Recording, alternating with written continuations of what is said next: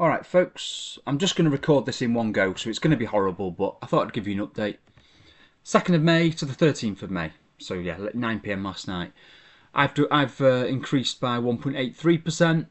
Life Strategy 100's done a bit better, so obviously when things do well in like the overall market, that's normally because the biggest companies are doing better than the rest, or, well, not necessarily better than the rest, but they're doing well. And obviously I don't hold as many of them because I spread my money around more, don't I? So yeah, I've underperformed Life Strategy 100, about the same as 80, and outperformed 60. And I'm still winning on the year, but losing since 2017. Nothing new there, I guess. And I've only made £87.40 since the last update. Yeah, most of the dividends come in at the end of the month, so that's not unusual. And then we've had some news. There was the BlackRock smaller companies final results. I mean, the only thing that's relevant really is that they increased the final dividend, and I've calculated here that that has increased my expected dividend for the year by 36 quidish. So a nice little bump there. And if we look at it in percentage terms, it's up 4.76% on the whole year. So not just that one dividend, like the two dividends this year compared to last year is up 4.76%, which is pretty good. Nowhere near what it used to get in this time frame here. Look at that. Those were the days. Alright, and then another dividend increase from Trig as well, which has added a measly, well, it's added £3.01 to my dividend. But if I add back in, that's without the overlay of pessimism though. So yeah, £1.51 with the overlay of pessimism. And I think that's, yeah, it's about a 1% increase. I did the calculation earlier. 1% increase. In fact, I think the number's still there. Yeah, 1.07% increase for Trig over the year, which is pretty good considering it's almost a 10% yielder. And then, yeah, the last couple of days I've had a bit of a rush of blood to the head, really. I sold out of my two pharmaceutical ones, my worldwide healthcare and my biotech growth. I sold out of them both. I picked a terrible time to sell them, really. They're on an absolute low. I can't remember. Yeah, it was just a terrible time to sell, but I mean, it was kind of prompted by the things I replaced them with, to be honest. I've replaced it with, well, all of biotech growth I've put into Life Science REIT, which is at a 42% discount to its NAV from the end of the year. And I just wanted to get in there because they're having a strategic review, and I just feel like so I've kind of gone into one basket. I've sold one basket case, and I've put it into another. So that kind of makes me feel a little bit better that I'm also buying something that's heavily down since its launch. But I just figured the fact there's a strategic review happening kind of makes, I don't know, there's a catalyst is more in sight for this one than biotech growth. So I figured, I don't know, like I say, I'm not quite sure I've made the right move here. It was so off the cuff. It was so out of nowhere. And like I had instantly regretted it the moment I did it. So who knows what's going to happen. Because, if we go back to Biog, it doesn't, it's only within a year. Look how high it was in October 2024. So I could get just as much explosive growth in this one having a recovery than I could in Labs having a strategic review and getting a decent amount of money for the. If it sold its whole portfolio for 60 pence, for instance, I've made 38%. But I could do just as well in Biog if that had a bit of recovery in the next year or two. Yeah, because it's the NAV is 74, so if it went for 60, that'd still be a massive increase. That's what kind of tempted me into it. I mean, they haven't even decided they're going to sell a portfolio, so who knows what's going to happen there. Yeah, like I say, I'm not convinced. It was so random that I did that.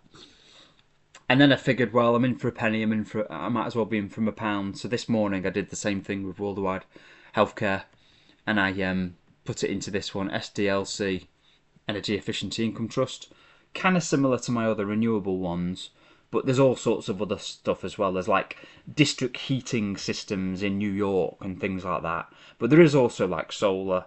I don't know if there's any wind and stuff, but I watched a few videos last night and I decided to get in. I decided that 48% discount to NAV was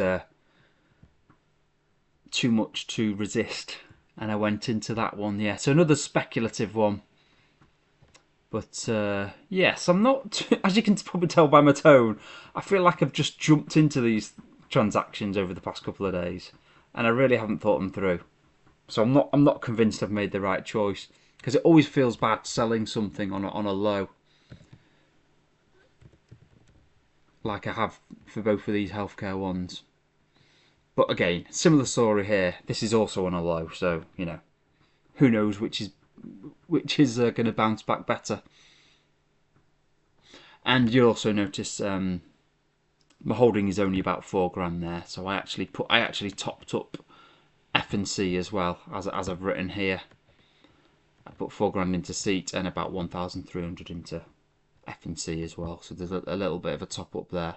So that's probably about as much as I'm going to put in there. Just makes it kind of up there with my other big holdings. 29 grand in, and we can see here in my projected. Oh yeah, here's the end result from those two sales as well. 44% down for Biog and 21% down for WWH. Terrible investments. And you can see there I've slightly lowered my expected dividend for this year, because it was 9% increase, but it's gone down to 8.72% increase now. So it gives the year after an easier time to beat it, doesn't it? Because with SDLC, I mean, Labs doesn't pay a dividend anyway. They suspended it when they announced their strategic review. But for SDCL Energy Efficiency, I'm going to do the same as I do with Gore Street Energy for some of those shares. I'm going to treat it as if it's a zero yielder, and I'm just going to reinvest all of the dividends that get paid. I'm going to reinvest probably straight into itself. But if it goes on a bit of a run, who knows, I might reinvest it into Gore Street Energy or something else that's more tempting. But yeah, like I say, I'm treating it as if it doesn't get paid a dividend, because I don't want to inflate my dividend this year and then have to beat it the year after. Tricking the system as usual. Yeah, so that's it really. That's all that's happened. Oh yeah, let's have a quick look at which holdings have done best over that time period.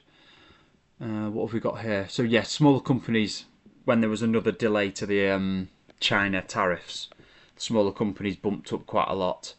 Same with Scottish Mortgage. Impact seems to have had a good time as well.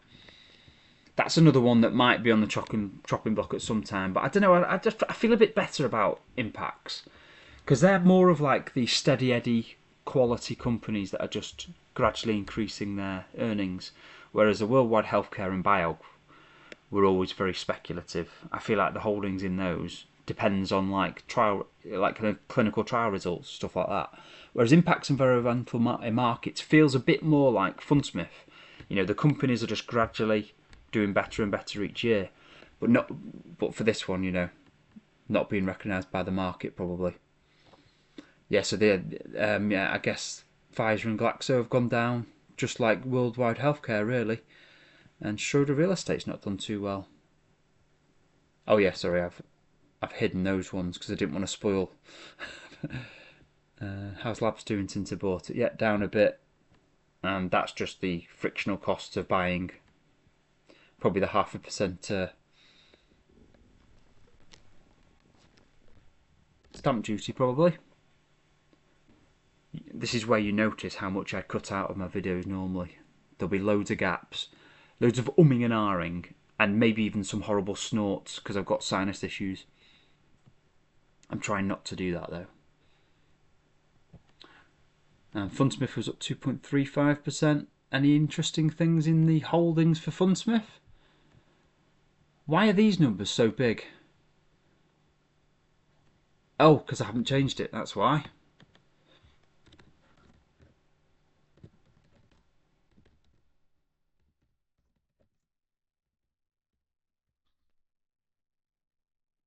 Oh, Meta's done well. Texas Roadhouse, Amazon, ASML, Texas Instruments, and Coloplast done terribly. But the Toledo's not bad. Marriott's not done badly. Anyway, there's the number just for completeness. I'll go to 90% so you can see it all. That's how they've done. Yeah, pretty well really. Only resulted in a 2% increase though. Anyway, that's that.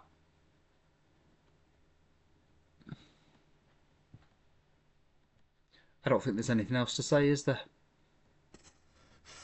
No, that'll do, I think. Hopefully it wasn't too rambly. I just can't be bothered editing a video, so I'll leave it like this and see you next time. Bye.